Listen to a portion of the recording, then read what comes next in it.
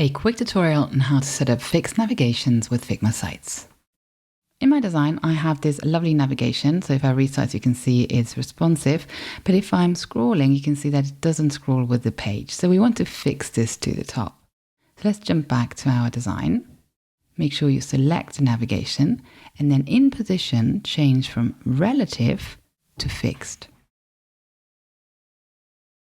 Now you're going to note one thing, and that is that everything moved up. And this is because if you fix something, it's taken out of the natural auto layout flow.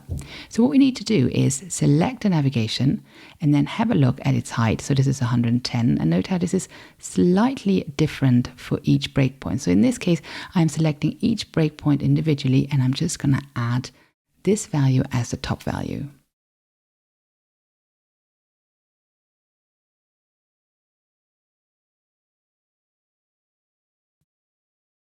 We need to do one more thing, but let me show you why. Because if I press play now, you can see that this looks nice, but it doesn't behave with the change in screen size anymore.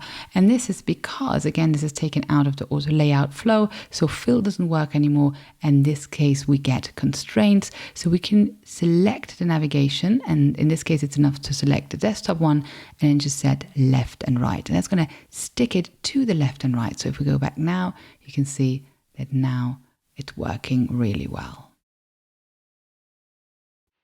If you like this video, hit the subscribe button. There is more coming. Make sure to check out the link below for a free Figma sites template I made for you. And make sure to check out moonlearning.io, where I have more video tutorials on UI design, Figma and Figma sites. This is a tutorial by moonlearning.io.